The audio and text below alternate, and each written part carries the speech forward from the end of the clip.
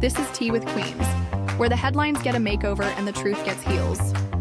We don't just read the gossip, we rewrite it, one savage take at a time.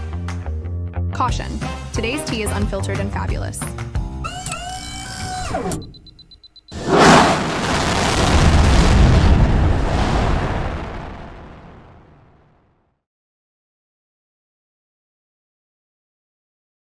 You know, it's wild, really. Steve Irwin, our beloved crocodile hunter, left his family with a tough financial legacy. Even though he was a global conservation icon, his life insurance was, only about $200,000.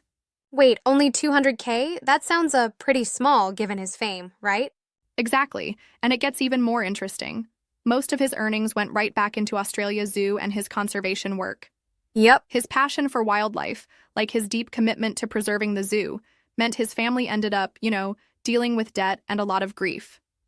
I mean, it's like, on one hand, he built such an incredible legacy with conservation, but on the other, his family had to shoulder the financial strain.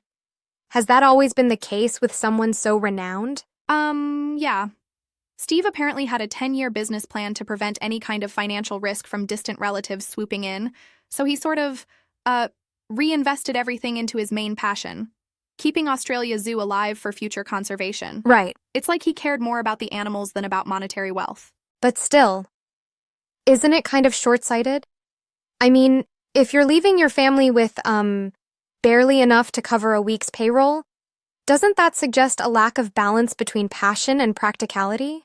I get what you're saying, but, consider this. His heart was totally in conservation. He believed that protecting wildlife was an urgent, almost sacred mission. It was his way of ensuring that his legacy, his work for the environment, and his investments in the zoo outlived him. So his, financial gamble was more about his dreams than actual wealth for his family, huh? That's both inspiring and a bit hard to swallow. Exactly. And, even today, his wife Terri and his children, Robert and Bindi, continue with that conservation work.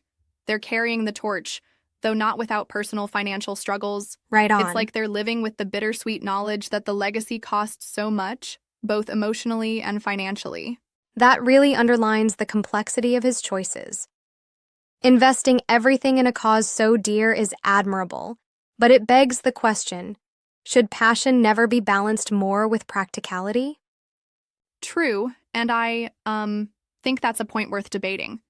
There's always a delicate balance between pursuing what you love and taking care of your immediate responsibilities, especially when family is involved. It's like he chose an enduring legacy over short-term security. And it's a reminder that sometimes the cost of passion can be, heavier than we expect. His family, while enriched with his conservation legacy, had to bear a lot of hardship financially. Right. And that tension really paints a picture of the man behind the public figure. Someone so dedicated that he sacrificed immediate wealth for a greater, long-lasting impact. It's a legacy built not merely on dollars, but on commitment, love, and wild, untamable energy. It sure does, and it's a story that makes us question our own priorities, doesn't it? Passion versus practicality. Exactly. It's like nature itself. Raw, unpredictable, and full of both beauty and challenges. And Absolutely. that's Steve Irwin's mark on the world.